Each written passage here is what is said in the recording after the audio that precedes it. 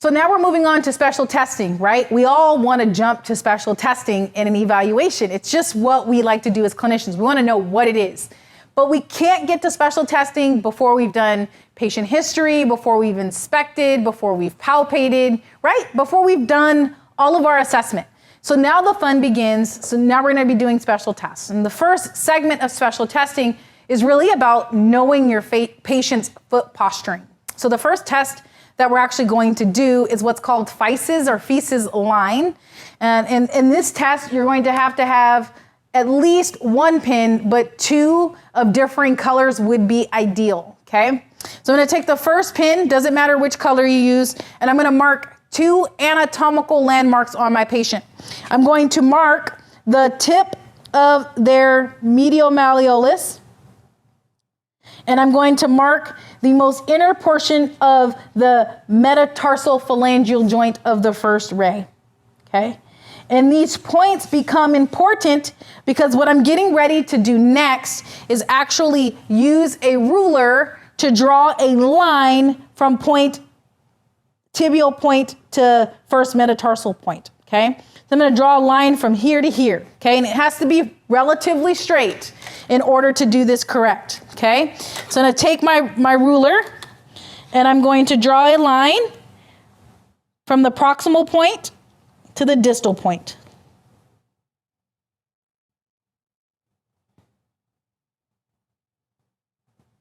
Okay? Once you do that, what you then want to do is have your patient stand up. So your patient is going to stand up. Patient stands up. And what we're going to do is go ahead and relax for me, patient. We are going to mark where on this line the navicular falls. So you have to know how to palpate the navicular to figure out this test.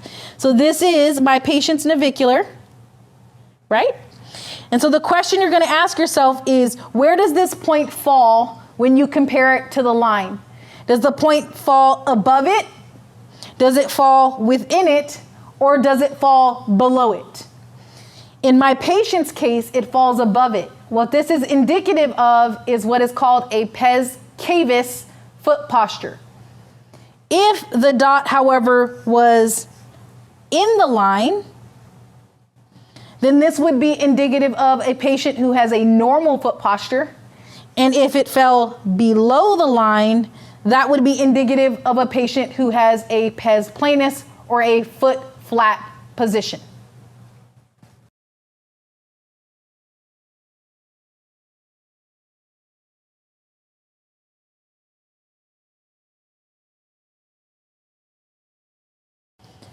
The next test that we're going to use for testing foot posture is the navicular drop test. And you guys, if you haven't noticed already, there will be multiple tests for the same ligament or muscle. So we're going to talk about in lecture, like what test is actually the best test to use if there are a list of tests that can be chosen. So this is the navicular drop test. Neither the navicular drop test or Feis's line are my favorite because they inherent in that is clinician error. But these are the two that we have to get an objective assessment. So this is the navicular test. The navicular drop test, the patient is actually in a seated position. So this is definitely something different when we compare it to Feis's line where the foot was in an open kinetic chain.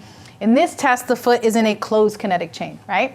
For this test, you will need one pin, any color, and you'll need a note card or a small piece of paper to help with your measurements. And then last but not least, you will also need a measuring tape, which is here. So with that said, what we're going to do is have our patient seated. And what we want to do right now is have the patient just literally relax their foot. And what we want to do in a relaxed foot posture, no correction, no anything, okay? We're going to find that navicular and we're going to mark it, okay? So that red mark represents my navicular. Everybody okay with that? Okay? What I'm going to do next is take my index card or piece of paper and I am literally going to just mark where the distance between the floor and the navicular, okay? And what I typically do is write a T on the piece of paper so I know that that's the top and I don't get confused. Okay, guys? So this is the first position that you want your patient to be in. Then what we want our patients to do is we want them to stand. And once they're standing, once their feet are shoulder width apart, we're going to take a re-measurement, right? And what you'll notice about this patient is that measurement doesn't change, okay? So if we're looking at it, here's her mark, which means her navicular didn't drop, right? So in this case, what we know about this patient and what we've already seen with this patient is she has what is called a pes cavus foot posture. In other words, there isn't any drop, there isn't any movement. She's sitting super high, her navicular sitting super high. What we would expect to see in a pes planus individual or a flat foot individual is that when they go from a seated position to a standing position, that the navicular would drop down towards the ground. So what we would see is if this were the seated mark, that the navicular would drop down here in the standing mark, and we would measure that, okay? So for here, can you see the paper? For here, we're going to measure that, and we're gonna say, okay, we're looking here. What we want to know is if the difference is 10 millimeters. And if the answer is yes, most likely that patient has a pes planus foot posture.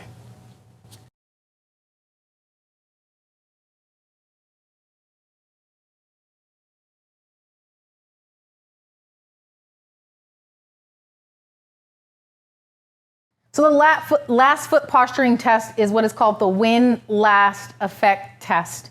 The Win-Last Effect test is really broken down into 3 components. The first component is with the patient seated with their knee extended and their foot hanging off the edge of the table.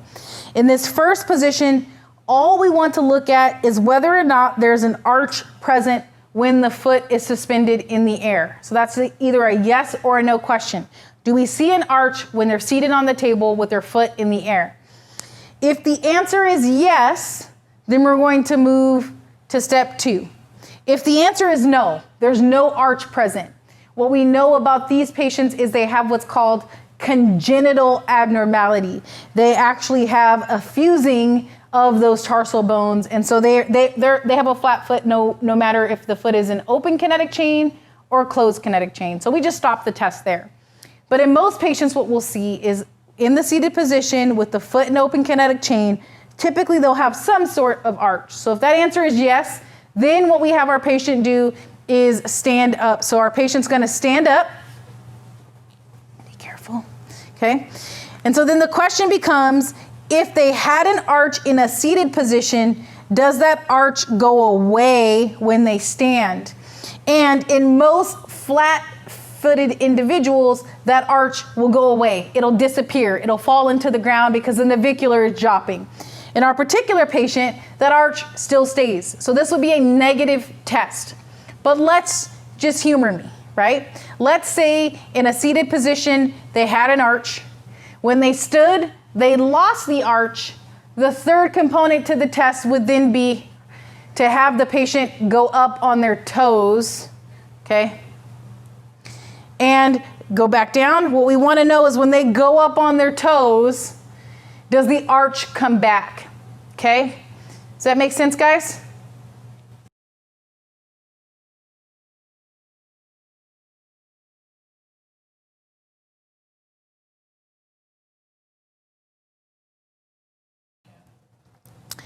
Okay, guys, so we had a patient who clearly had a negative Win-Last test effect.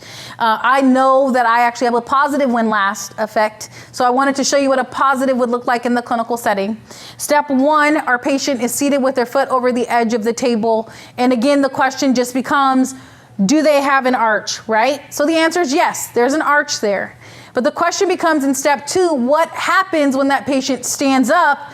Does their arch stay there? Does it disappear? So I'm going to stand up. And what you will see is as I stand and I load my foot, the arch will disappear.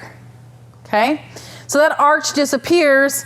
And then the question becomes, if I go up on my toes, does that arch come back? Okay, so I'm going up on my toe. Does the arch reappear? If the answer is yes to this, then most likely that patient has what is called pes planus. Typically we can tape that or put them in orthotics and we solve their pes planus situation.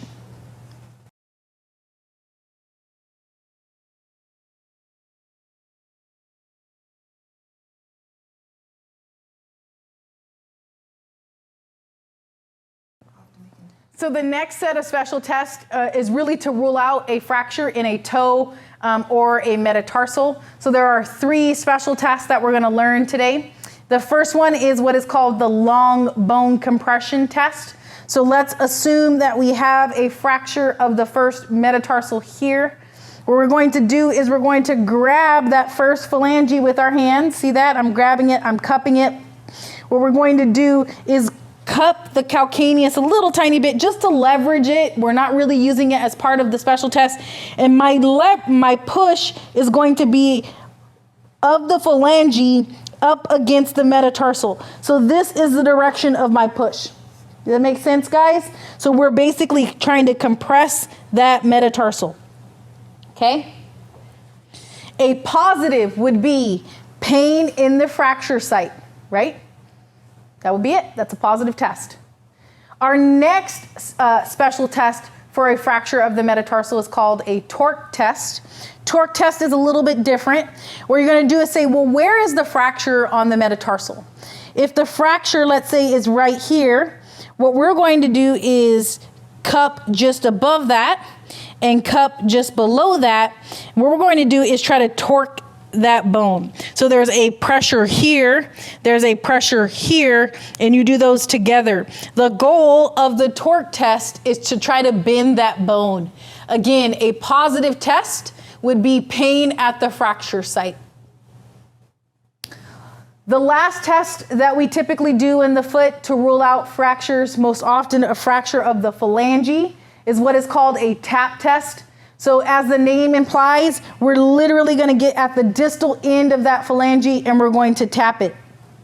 And we're going to ask our patient, do they have pain? And if they have pain, where? Most often there's going to be pain present in the phalange or the part of the phalange that is fractured. So that is a tap test. A positive would be pain within the phalange. So for review, we have a long bone compression test. You can hold here. This isn't usually good because sometimes what I find is that novice users will sometimes grip the fractured site. So I recommend cupping here, and then you're just compressing that phalange up against that metatarsal. That's a long bone compression test. Positive would be pain at the fracture site. We have a torque test. Fracture here. Hand just proximal to that, hand just distal to that. We're going to try to bend that bone. Again, the torque, if it's positive, will be pain at the fracture site. And then last but not least, the tap test for a phalangeal fracture.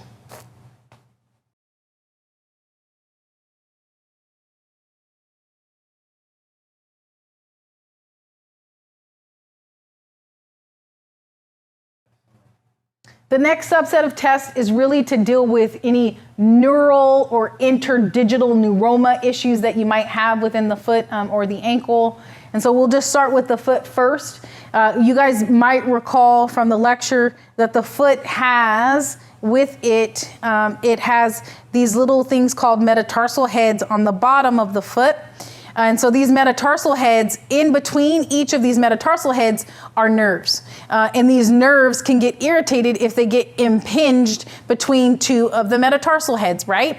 And so we have to test that. And the only way to test that is through what's called the interdigital neuroma test. So with the interdigital neuroma test, the goal of the test is pain provocation.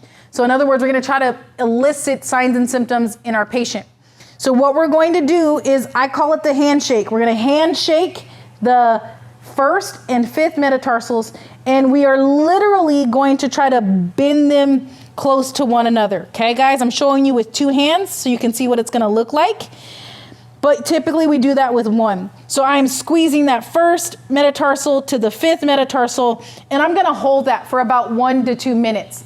And what that's doing is it's compressing that plantar aspect of the foot. It's compressing those metatarsal heads with the goal of thinking, okay, metatarsal head 1, metatarsal head 2, nerve here. If I compress them, it's going to compress that nerve and irritate that nerve and cause numbness and tingling in the toes. So again, it's here. I'm going to compress and hold. It may take 2 minutes, so you may have to hold it that long. But if it's 5 seconds and you're doing it and your patient says, yeah, my toes are numb, do you have to hold it for the other, 55 seconds? The answer is no. So as soon as that patient tells you they have signs and symptoms, you stop immediately. That is, again, the interdigital neuroma test. The next test for an interdigital neuroma is what's called the thumb index finger test. As the name implies, I'm going to be using my thumb and my index finger to compress the interdigital neuroma nerve. So let's say we suspect that the nerve is irritated between metatarsal phalangeal joint number 1 and metatarsal phalangeal joint number 2. I'm then gonna take my thumb and index finger and put it in between those 2 joints, right? So I'm gonna be here on the dorsal side, but then on the plantar side, I'm also going to be applying that pressure, right? So I'm gonna go and I'm gonna press and I'm gonna ask my patient, do you have numbness and tingling?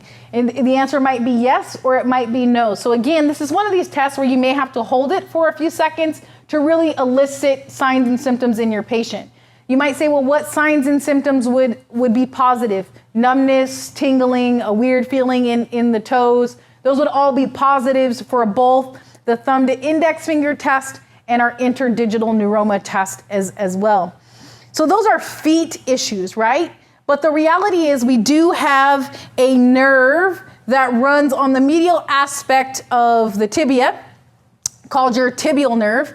Most often this nerve will get injured in soccer. A lot of soccer athletes like to slide tackle, and most often if they're slide tackling right into this area here, which is called the tarsal tunnel.